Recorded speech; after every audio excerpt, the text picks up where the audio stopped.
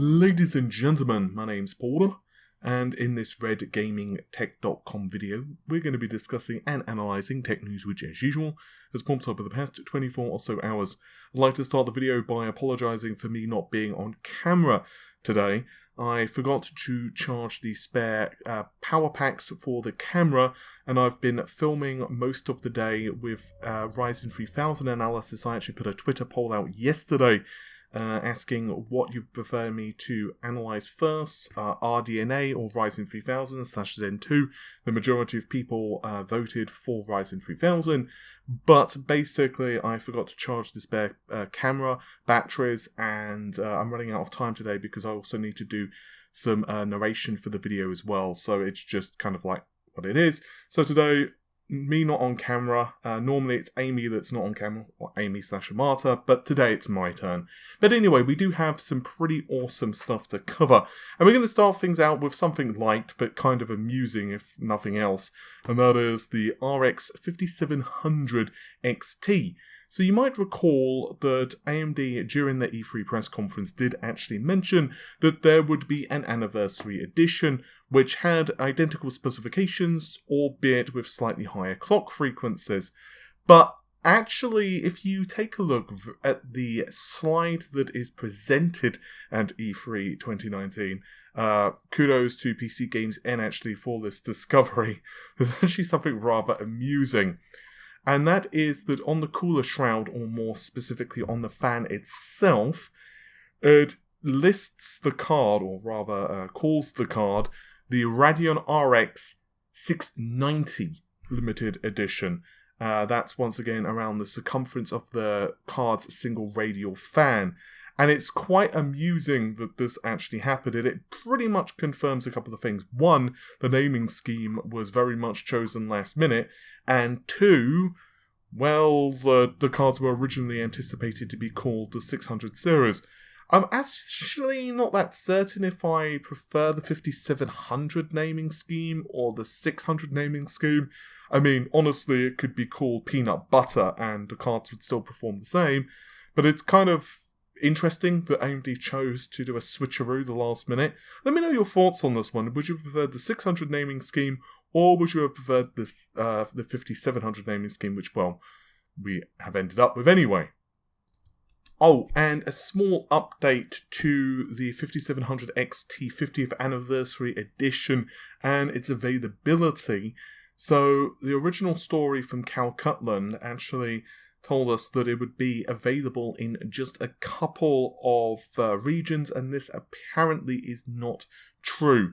AMD.com sales will be available in multiple countries. According to Drew Prairie from AMD, he said, and I quote, "So the cards will be available in the United States and Canada, of course, but according to Drew Prairie, he also confirmed that we will see the GPUs in Austria, Belgium, Czech Republic, Denmark, Finland, France, Germany, Ireland, Italy, Luxembourg, Netherlands, Portugal, Spain, Sweden, and finally, the United Kingdom." So, in other words, there's a very good chance that you will be pretty good to purchase one of these cards. Keeping on the subject of AMD news, let's discuss the 3950X. It is, of course, the highest end SKU in the Ryzen 3000 series, 16 cores, 32 threads, but is also quite a bit more expensive than the 12-core Ryzen 9 3900. You're looking at $500 versus $749.99 of the 3950X, which is obviously a lot more expensive, but you also get up to 4.7 GHz boost if required. So why is this chip more expensive? Well, it's not just because of the higher core count. That's obviously one of the reasons, because, well, obviously if you've got more processor cores, they're going to charge more cash for them. But there's also the fact that we have special binning for these processors. This is according to Sasa Marikovnik. Hopefully I've pronounced that correctly. And once again, they are an employee of AMD. According to this individual, they have said that we are special binning the ones to get 16 cores, and they are more exclusive and harder to bin, as well as harder to get. So this basically means that, of course, the processors themselves, when they are actually putting together the Ryzen 3000 series, they're based upon chiplets, as many of you know. So you have the I/O die, which is actually made on a 12nm process, not 14nm, it's actually a 12nm. And then you have the actual chiplets, which are actually composed of 2 CCXs. So each CCX has up to 4 processor cores, enabled 16 megabytes of level 3 cache. So if, for example, they are going to release a chip which is, let's say, the 3600, you have one processor from each CCX which is disabled. Whereas if you are releasing the 3950X, obviously you have 2 chiplets, so that means each of the 2 chiplets needs to have all 8 cores enabled, because, well, hard maths and all, but 8 times 2 equals 16. So not only that, but you also, in this case anyway, are getting specially binned processors. So this is one of the reasons that AMD have taken the chiplet approach, because it's a lot easier to basically cobble together processors.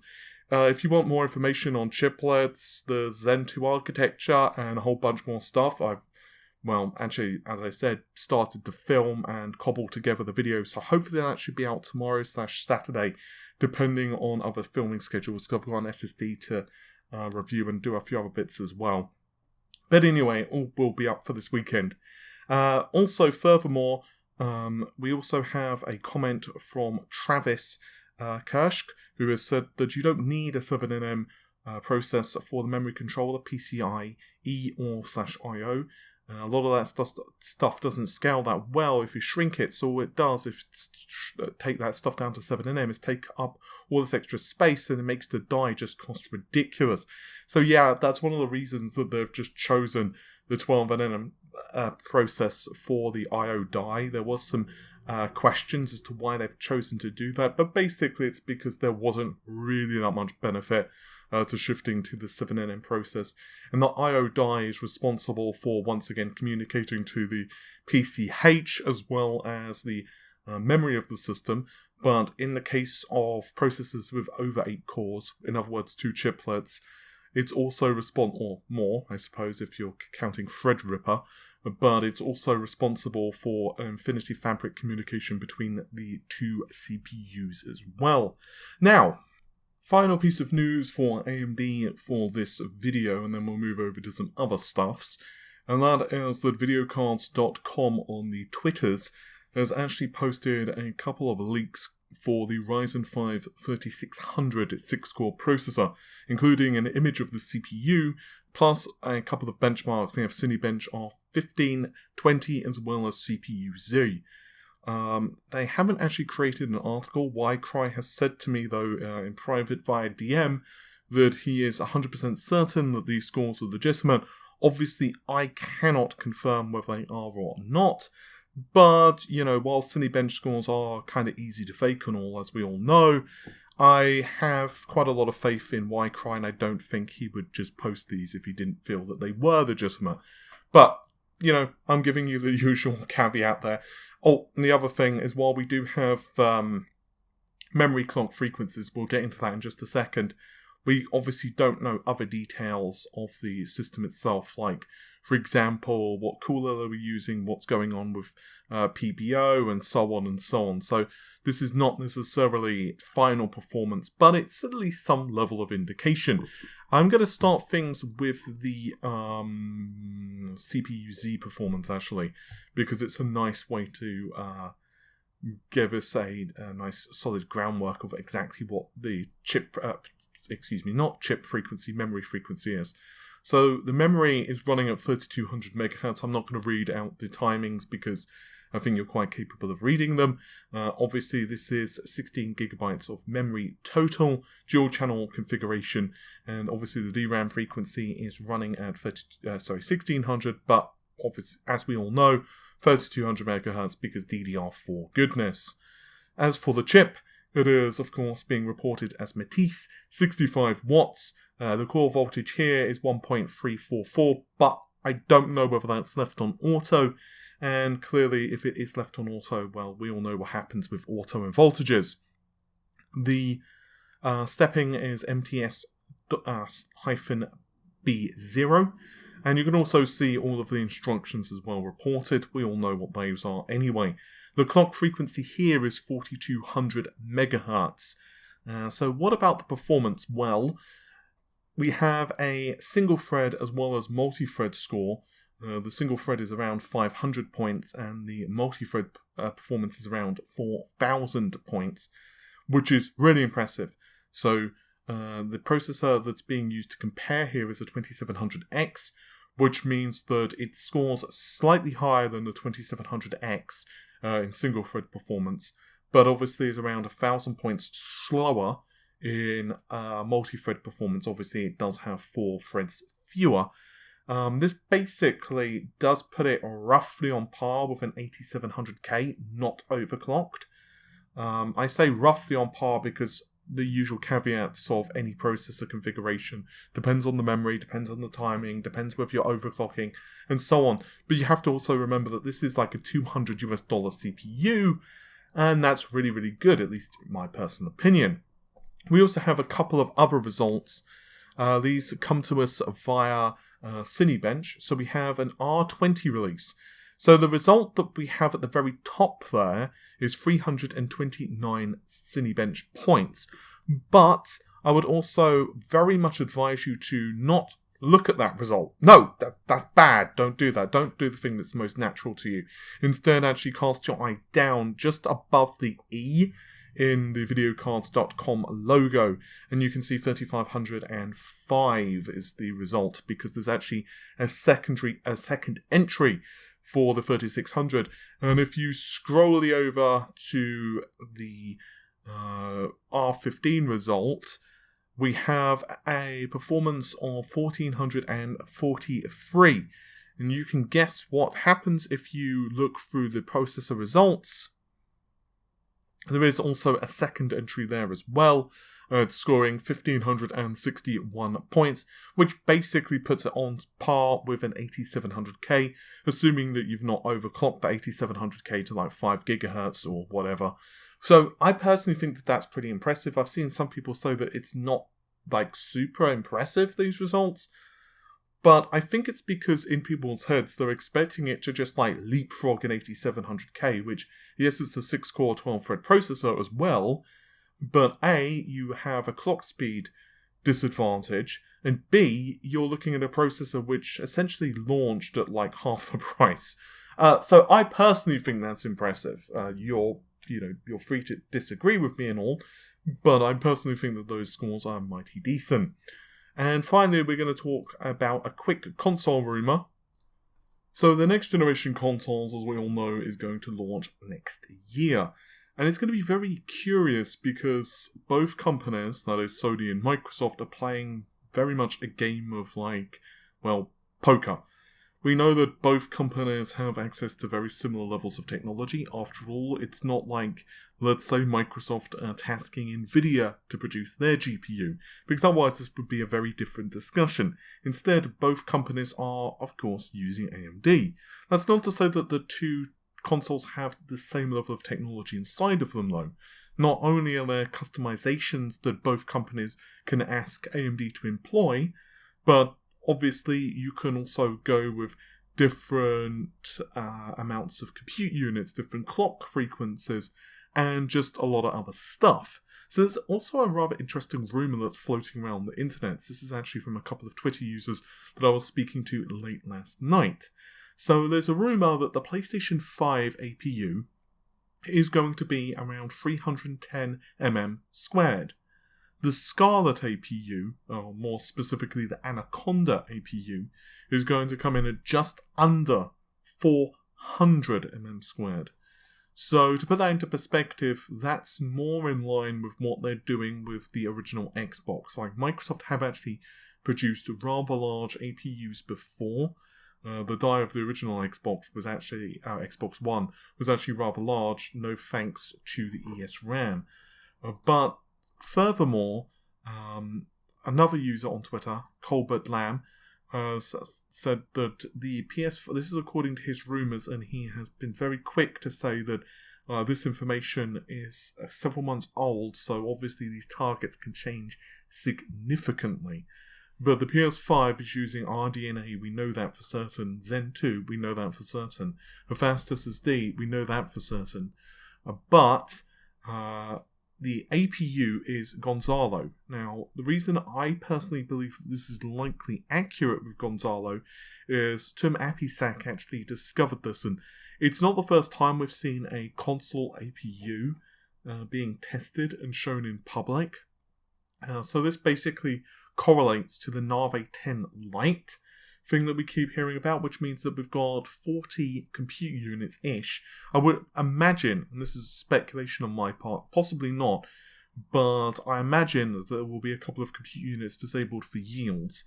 They did with other PlayStations like the PS4 and even the original Xbox One. They had compute units disabled simply for yield purposes, but this is running at around 1800 MHz. So, the higher-end Xbox, as we all know, is Anaconda. It's also using RDNA. They've confirmed that. Zen 2, Microsoft confirmed that. Fast SSD, they've confirmed that. GDDR6 memory, but the rumour is that we have a 400mm squared SoC, actually slightly lower than that in the other rumour, but let's just call it 400 for this for the moment, and between 44 to 52 compute units. The clock frequency is not yet known. So the possibility is that the APU is just larger because of the additional compute units. So what we do know is that the Navi 10 based RX 5700 XT, which remember has 40 compute units, measures 251 mm squared. Well, that obviously could be cut down slightly because there are some bits and bobs that are not required, possibly for an APU. What we do know about the Zen 2 CPU, is that it is way smaller, 47% smaller actually, than the Zen Plus CCXs. So the second generation CCX, Zen 2 CCX, measures 31.3 mm squared. That is a CCX though, that is not all 8 cores, which means that if you have 8 processor cores and an entire chiplet, a chiplet is going to measure 74 mm squared for Zen 2. Now, I have a theory, and I am possibly wrong here, but if they are trying to squeeze space in an APU, it's possible they may decide to cut down the amount of level 3 cache and keep it more consistent with previous Zen processors. So that would be 16 megabytes of level 3 cache total, because obviously currently that would be 32 megabytes of level 3 cache per per chiplet. So it's possible they may make it more Zen 1-like. The reason they could possibly do this is because obviously with a console like APU, they could possibly optimize the code more. And honestly, I wouldn't be surprised if the level 3 cache was taking up at least like 30-40%, maybe even slightly more of the die space. So even conservatively, if we cut that down to like 60 nm, that is actually quite a saving. I wouldn't be surprised if it's slightly more than that you could cut if you've only got 16 megabytes of level 3 cache. That's not a rumour, by the way, that's just me spitballing and speculating. If they feel that the performance data was worth it of cutting down the cache. The only thing that might be a kick in the shin for my argument there is that AMD themselves believes that level 3 cache is actually really important for the desktop. In fact, they go and call it the game cache. So there is obviously a clear difference between desktop and a console though. But anywho, furthermore, there's also speculation and some murmurs that the Xbox is using a more advanced version of RDNA. I've heard that the PlayStation 5 does have hardware ray tracing. Other people dispute this, but it's possible that Anaconda / the next generation Xbox uses some variant of RDNA 2, which is next generation RDNA, which could possibly mean we actually have a higher IPC anyway. But unfortunately, the reality is with the next generation consoles at the moment, we probably don't really have a full picture of the hardware, because at the end of the day, we are not only dealing with things that are actually in flux. In other words, the specifications probably haven't been locked down yet, particularly when it comes to clock frequencies. But you also have other issues like, you're kind of dealing with a lot of hearsay. Personally, I wouldn't be surprised if Microsoft do still go with the two Xbox strategy, and therefore the highest end Xbox is going to be more powerful because they're going to target a higher price point. Like, if your console is $100 to $150, I don't know what the system's going to be, but let's just call it $100 more expensive, you would expect it to be more powerful. But at the end of the day, I think the PS5 is going to be fast enough, and it's going to be like, the concern I have actually for the highest end Xbox SKU is, if the highest end Xbox isn't significantly more powerful, you might just get people buying the PlayStation 5 because it's like between the two. They're like, well, I don't want to pick up the Xbox, the base model, because that's not going to be enough power, and I kind of do plan to upgrade my TV at some point or whatever. But at the same time, I don't really want to spend, let's call it $500 on a console, $399. Okay, then I guess I'll go with Sony. I guess we'll find out, and of course it's also going to depend a lot on the games. There's a lot of rumours right now that Microsoft are actually considering purchasing yet more studios, including even Relic Entertainment. That studio has created titles like Homeworld and Warhammer, and perhaps most famously of all, Company of Heroes. They are currently developing Age of Empires 4 for Microsoft, but Phil Spencer has said that consistently he's very happy with the team, and he's also said that they're very much looking forward to buying more studios. And while Relic are actually owned technically by Sega, Microsoft could be like, hey, if you look outside, you'll notice a truck. Well, if you open the truck, there's lots of money in it. We would advise you to give us that studio, and then we can actually get another truck or two if you want for this studio. It could be filled with money. So, would you like that, Sega? I'm not saying they will, but I wouldn't be surprised, honestly. Microsoft seem very hell-bent on just acquiring as many studios as possible. Then again, though, there's also some rumours that Sony are considering purchasing some new studios as well. I guess it's going to be a very different story to the previous generation. Anyway, with all of that said, hopefully you've enjoyed the video. Once again, I'd like to apologise for not being on camera for this video. I shall make up to you tomorrow or whatever with hugs and kisses. With all of that said, though, take care of yourselves, the normal stuff. If you've enjoyed the video, like and share and all that jazz. And I'll see you soon. Take care. Bye for now.